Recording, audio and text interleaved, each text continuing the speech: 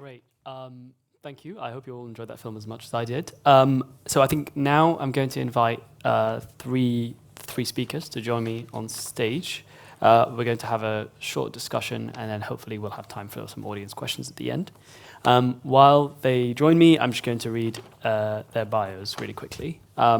So first we have Anne Kremer. Anne Kremer is a changemaker, writer, and consultant. She has published a number of books on change. In her latest book, Ben jij al activist? Are you an activist yet? She challenges the professionals to become active changemakers, regardless of their position or role. In Anne Kremer's vision, activism is a creative and collective act to shape a sustainable and inclusive future. In recent years, she has been inspired by the concept of the Symbiocene, which we'll talk about as well. We also will be joined by Corentin Maillot. Corentin was in the film. Corentin is the co-founder of Bento, a Brussels-based architecture office, which has developed expertise in organic and geo-sourced materials. Winners of the Europan 16, this experimental practice has also concretely transposed into the Belgian pavilion of the Venice Architecture Biennale 2023, as we saw in the film. And it shows how natural resources from the territory of Brussels, earth, wood, and Mycelium can be used as a way to kind of imagine new ways of construction. Last but not least, we have Katinka Tilea. Katinka is a Rotterdam-based artist and designer. She's interested in how expressing one's creativity can be used to address social dilemmas. Her work often combines installation, artistic research, and design elements with getting her audience involved in the creative process. Since 2018, Tilea experiments with biotechnology as a tool for redefining our relationship with nature. If you'd all like to join me, please.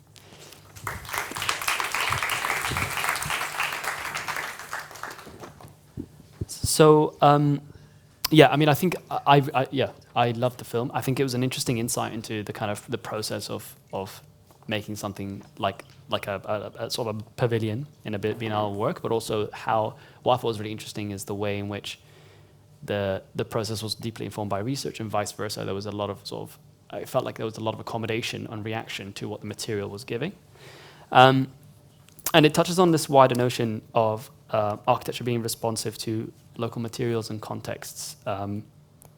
So asking questions, and also what I thought was really interesting is the way that those questions interacted more deeply with not only the material itself. It's not just about building the same things with new materials, but rather, if we have these new materials, what are the constraints that they give, and how does that then influence the way that we build? So it becomes more of a question not only about the materiality, but what does that do? And I think that brings us on really nicely onto, Anne, your work around the Symbiocene. And I think maybe if we can spend a little time exploring that. So could you tell us what your work means when you say the Symbiocene? Yes, Symbiocene is a concept of Glenn Albrecht, a philosopher. And what I love about it is that it really goes about living together of humans and non-humans in a context. So it's mycelium-wise living. And I think we have assumptions about what's normal is that we humans are on top of the pyramid, and we design and we create and we are the leaders. But I think when it asks something different, the Symbiocene seems simple, but it's quite a radical concept if you think it through. Yeah. So it suggests new relationships with everything around us. Yes, but also, looking the movie, I thought, well, we are the only animals, I think, who have that. We build houses for longer terms. Birds build a nest and then it disappears. Yeah. So it asks different questions about our way of living in this world. Yeah. And as I understand it, you're also involved in the By Bird project in Amsterdam. Could you maybe tell us a little bit about that project and how this idea of the Symbiocene has sort of appeared in that work? Yes, last year I did on a specific area, the Zeeburger Island in Amsterdam, a summer research school. This island is my research place. And there I worked 3 days with 30 people, students, citizens, researchers, and we all moved to the Bijbuurt, which is a small green part, and it's the last green part of this area.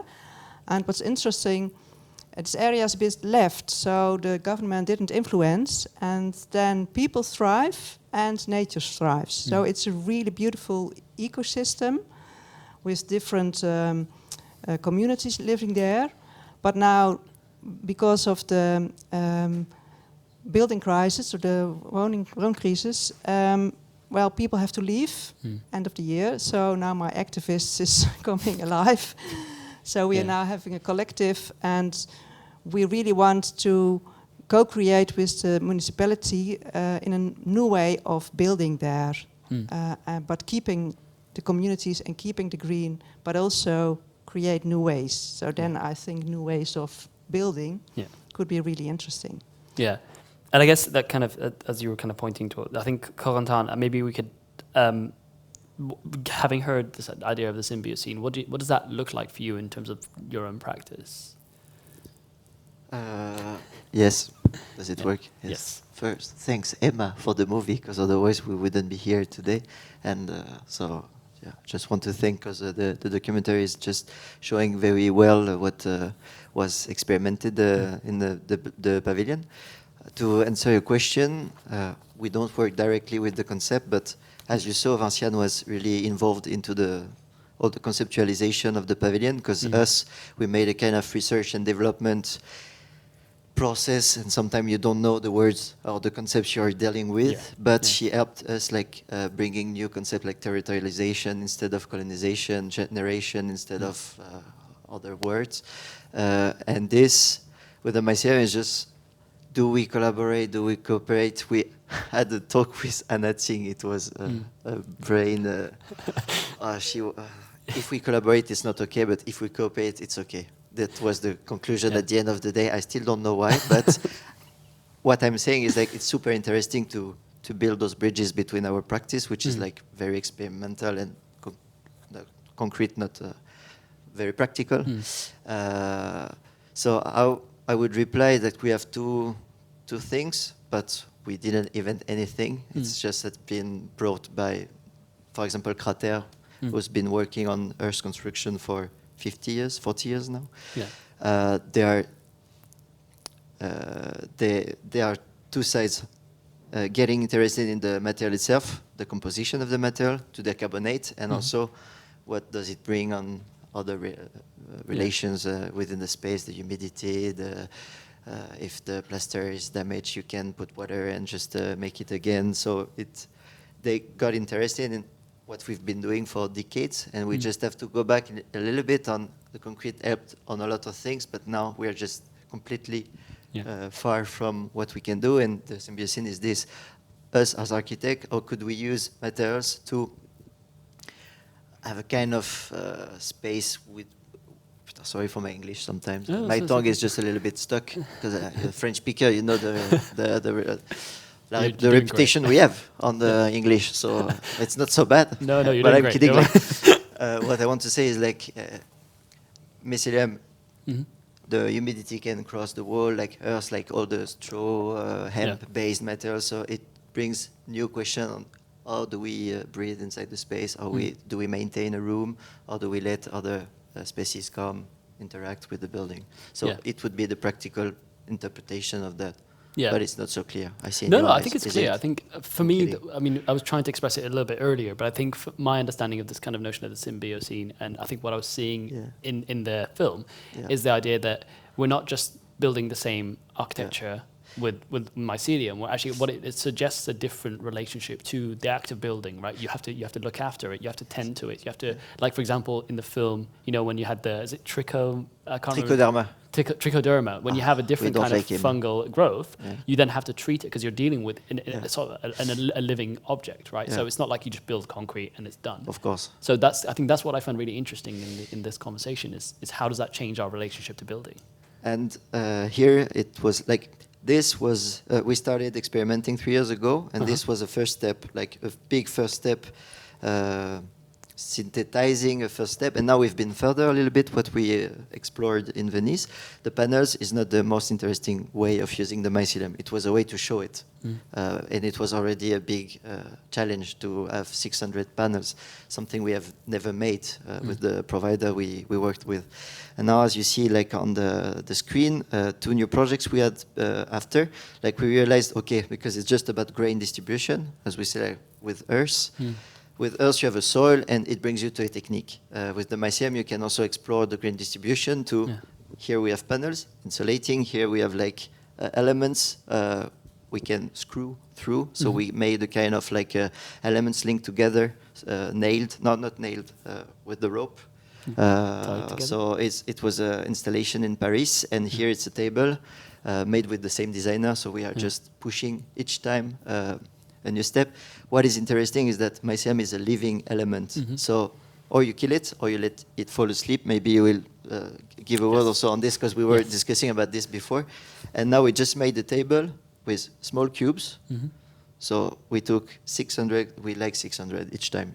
It's a joke, it's just like out of the blue, I don't know why, but like we had 600 very small cubes, and we incubated them all together inside the dark room to make them grow, because it needs specific conditions, as you heard in the film, and it created the table. All the cubes connected themselves together. So here the panels, they are just glued, which was like the worst, the best in the worst situation solution we had. If we want to go further, we could just let all the structure grow with the Mycelium inside, so prefabricated elements, or making them connect. So imagining a kind of growing house. It would be like the little bit crazy dream, but it could work. It could work. Theoretically, it works. So we need to find the conditions now. But and I want to invite Katinka into the conversation. I don't know if you have brought the Mycelium bricks. I did. They're making their way around somewhere. now. They're making their way through the public, and I think that's a nice part of it, that you can touch it. They were very eager to be touched today. Can you tell us a little bit more about those bricks, and then also, because I know that you work with communities particularly in some of this, so if you could also tell us a little bit about what that process looks like. What does it look like to involve communities in this kind of? Our practice is indeed touch to a certain extent. It's also a matter of scale in my case. You are working, indeed, you mentioned 600, that's a large scale. I work on a lower scale than that. Couldn't really count, but I started a while ago from the idea, in a way I started from the idea of what it would be like if we would live different alongside nature, if we would interact instead of interfere. And so my main question through the research and the blogs that you see are part of this was, could we in fact bring this very close to the home? Could we, for instance, use our kitchen bio-waste as a substrate so that everybody could just do it in their neighborhood? So like really have like a gigantic act of co-creation, by this also eliminating one of the waste streams. And this is as far as I got. Like on the screen here, we see something that will be presented only at Dutch Design Week this year, and it's a canopy, a modular canopy of the size of a human. And what you have in your hands is part of another collaboration with the community that is finished last week in Nijmegen. Now, how does it look like with the community? Basically, in the project that we see on the screen, I invited the audience for the course of 10 days of Dutch Design Week last year to just jump in the exhibition and build one of these blocks. They have legs and they interconnect almost like a Lego, and then they sit together to form a construction. In this project that you have in your hands now, the other blocks, I invited a group of volunteers, so people who were excited already about the topic or they wanted to know more or experiment with it, to follow me in the course of 3 months. We had a group of 4 very excited ladies who came week by week to do everything with me from the design process until the end of the process. So basically we thought of it together, we did everything together. The core of it was to create an object that can be made by citizens themselves. Alongside, we also had participation from other groups that spontaneously came for only 1 or 2 weeks at a time. And that was the Radboud University, a couple of students from the university who were also dealing with certain topics, and other citizens who were concerned about the climate crisis eventually. How does it look in practice? Yeah, I think yeah, it's also such a material really makes you forces you to rethink the way you work or the way you build and the way you use it, because you cannot ignore. Well, basically, if you would turn it into a product and you would give it to people, it wouldn't really probably add too much. Like, it wouldn't necessarily, it doesn't have the durability of concrete, for instance. But it doesn't have to be. So once you start to work with something like this, you start to also rethink what can you use it for. And indeed, does that mean that a house in the future would be more like a bird's nest, that you just live temporarily in it and you move on? And I think for me, in this participation process, the most interesting part is how do we pass knowledge to each other to be able to construct further with it. So it's not necessarily about the shape or how long does it live at this moment or what this does, although this is also very valuable knowledge, but how everybody who has this knowledge does something completely different, including ourselves, in fact, like a totally different approach. And this is also an educational process in my optic that will carry on to the future. Yeah. No, and I think that speaks to, well, this kind of the next question which I was going to ask. I think you've already kind of started to touch on it in each of you in a different way, but what would you say are, from your experiences, what would you say are the challenges that for this kind of adoption of this as a mainstream building technique? Is it just based on the material, or do you think it's also, are there any challenges in terms of policy even? You know, like what would happen in terms of regulations if you try to propose a building that has these elements in them? Do you want to start? Yeah. Sure. Yeah. I do see it very much as a policy situation. I think it becomes very quick a political discussion, and political and economical discussion and social discussion, because at least in how I approach it, it's very difficult to look at it without looking at society and the way we consume or use things right now. And I think if you would, of course, there's always the path in which you can go, that you have products that you give to people, and that everybody can have access to it. But what's more interesting, I think, in policy making is also how you make this available, or like somewhere the research has to continue. And yeah, I think without it you can't really move to a different way of living. Yeah. Okay, I would also reply.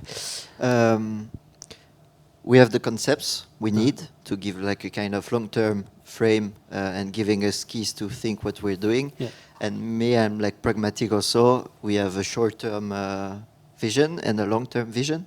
And first, the thing very important for me is like the decarbonating the construction.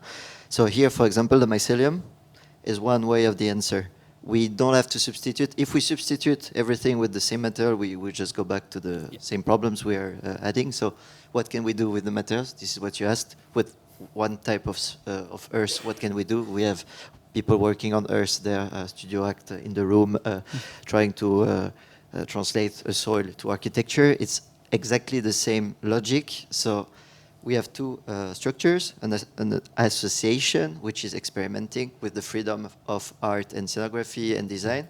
So it helps showing a little bit, but on the other side, you need to build, and we can do it with hemp, straw, earth, whatever wood you can use, because the answer is like super various, and people working on that are making the regulations move a little bit. So BC in Brussels, Rotor in Brussels, they just helped thinking.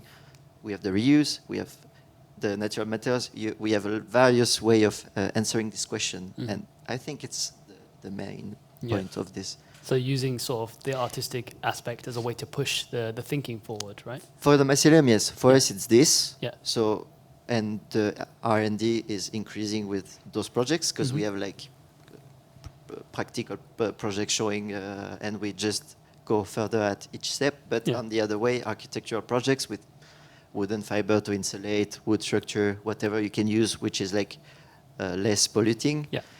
And you need to push at the same time. And once again, if we can renovate instead of demolishing, we have so many answers. We don't have to be like focused. We are not obsessed with mycelium. Yeah. The answer is like earth, straw, hemp, reuse, everything, just to try to decarbonate. At the same time, we think differently also. Yeah. So it's pushing It's a multi-pronged approach. 2 timelines, I would Yeah. say. I think also the film shows also the way of going this process very nice, because it's experimenting. So in building, in having this setting on the Biennale, you face some problems, or with these panels, you face some problems and you have to solve them. So it's not like we have this problem and we know the answer and we're going to find it. It's this experimental process. Yeah. And that's, I think, what the most systems like politics or governments are not used to, but you see it everywhere happening. So you have lots of new ways of living together already developing. And it's like sharing this knowledge, but also, yes, facing that it's happening already. Yeah. So it's accepting that the solutions are kind of out there. It's just about coordinating and bringing everyone together. Yeah, and learning and from also each let other. it grow. It's a bit like this growing of in nature. It's not coordinated. It's organic, Yeah. Yeah. and it is growing. Yeah. No. So can we give it place? That's more, I think. Okay. For example, can I add something? Yeah, please. No, go ahead. You don't have to let me talk. Otherwise no, it's fine. I'm kidding. I'm kidding. What is very interesting with your practice is like us. We have this kind of lab-based knowledge, and it's something complicated to upscale, like and translate that to the building site. Because the building site is like the dirtiest place ever you can find, and with the mycelium, the problem is like the contamination, as we said, and like trying to have matters which could be done on site would be probably one of the possibilities we could have. I think. Indeed, and this is already, again, like partaking in like bringing our ideas further, because this is also a little bit the way I started. I remember that I started in 2019, right before Corona, in a lab, and I had a lot of contamination. The material has developed a lot, of course, in the meantime. And I had a lot, like, it was more like the search was with more failure than success in the beginning, and you are surprised all the way. And what makes it very interesting is that from each step, of course, you start to learn. But I think for me, for instance, indeed, at a certain point, the question was, okay, but if there's all these other organisms that are going to start to live along with what I'm trying to grow here, what if we just welcome them and see how do you get further with it? It's interesting because it's also part of the knowledge, the general knowledge is that we, to stay alive, also are powered by a lot of other organisms that we don't know about. It's not like we're completely sterile. So in a way, it was also the type of approach. What if you just work with it? Just go, carry on. You don't have to kill everything. Just go ahead and see what happens. I think, yeah, that's just a different approach, I guess. As we have more this kind of the lab process, like you can control it, because it's a question of shape. If you understood, you sterilized the vegetal body. You have hemp or wood chips, wood dust, which is like the body, and the mycelium is the binder, and it grows inside the mold. So the problem is about the shape of the mold, and after, or you try to do it naturally on site, or you control the growth, because it needs between 23 and 27 degrees, between 70 and 85% of humidity in a dark room. If it works in the forest, it can work on site. But us, we were more like, okay, how can we control the process to upscale a little bit, and thinking about like probably bigger elements, as the table you saw earlier. And each time, how can you imagine from a brick, a wall, a house, and this is like more the logic we had, but I think we need to face both, because the translation is a bit hard. Yeah. Not about regulation, just this, but like technically, how can you upscale something with like, you would have men on site, or would you teach, control it on site? It's like the scale, like the step is like super far for the moment, but in 5 years, maybe we'll talk again. Maybe. A house will be built, build again. Yeah. Kidding, it won't fall. Well, I think the question for me would be then actually, if it means it might not work in the way that we currently build, do we then need to reconsider how we build? Do we need to actually think about scale as like, okay, we need to do this nationally, we need to build cities like that? Do we actually just need to? So I mean, this is a much bigger question than I think. Yeah.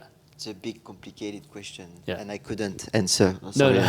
I couldn't answer, but like, it's a real question about filière. The word in French, I don't know the word in English. Like, all you need to have an access to all the filières.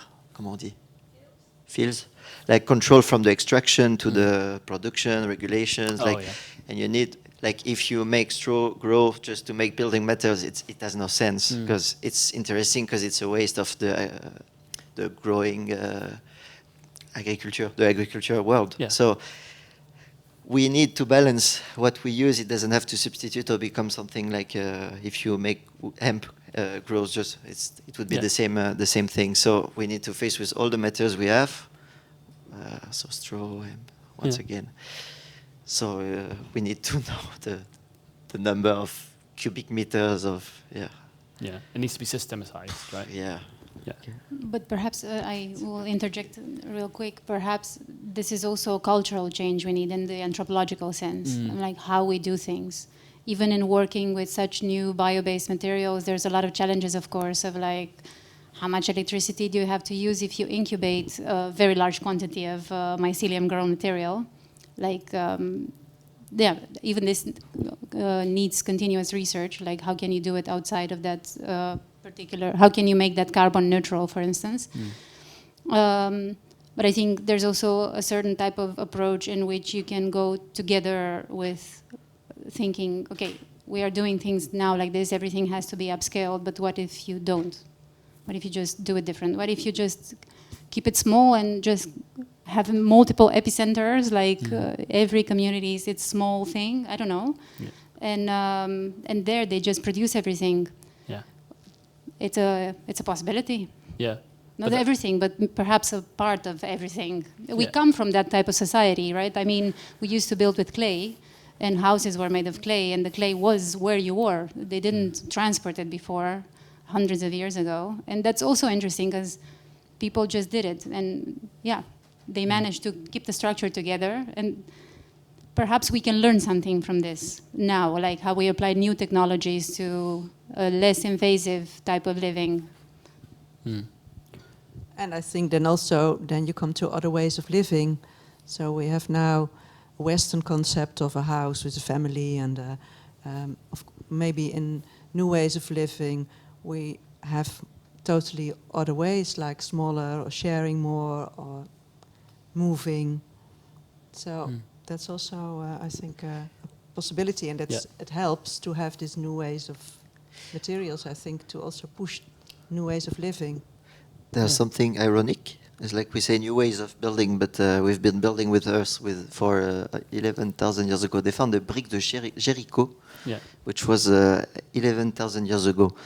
But now we have like new regulations on like thermal insulation. So you need to ventilate, you need to heat. So what is new is how can we deal with the natural materials facing the new comfort we need, like how can we control the humidity inside the room, how can we, because also what is good with the natural materials, it lets the humidity cross the wall, so it's like something a bit saner, it's healthier to breathe, and it helps keep humidity and or the heat for the earth, for example. So we just need to face the new way of translating those knowledge we've had for centuries on new walls. Like we have like 5 layers in a wall now, 7 layers, 9 layers.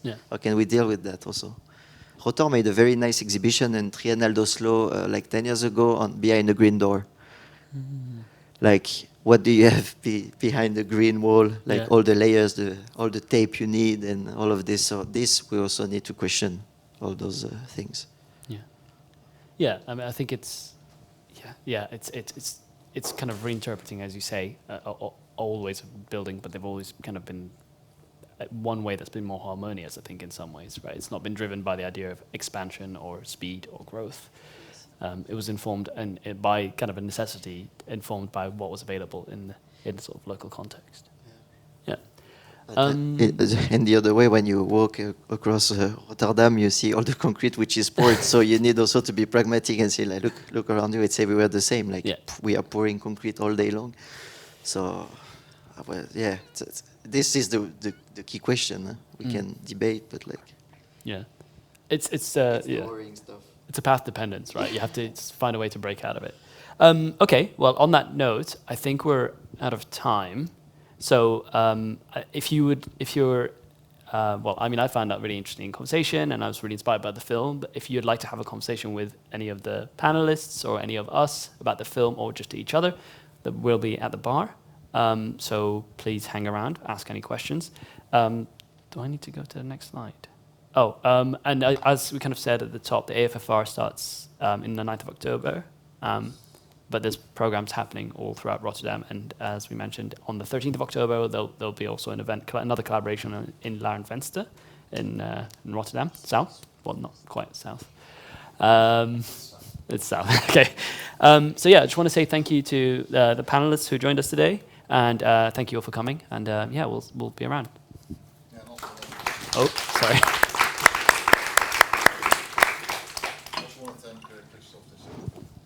Oh yeah. Thank you.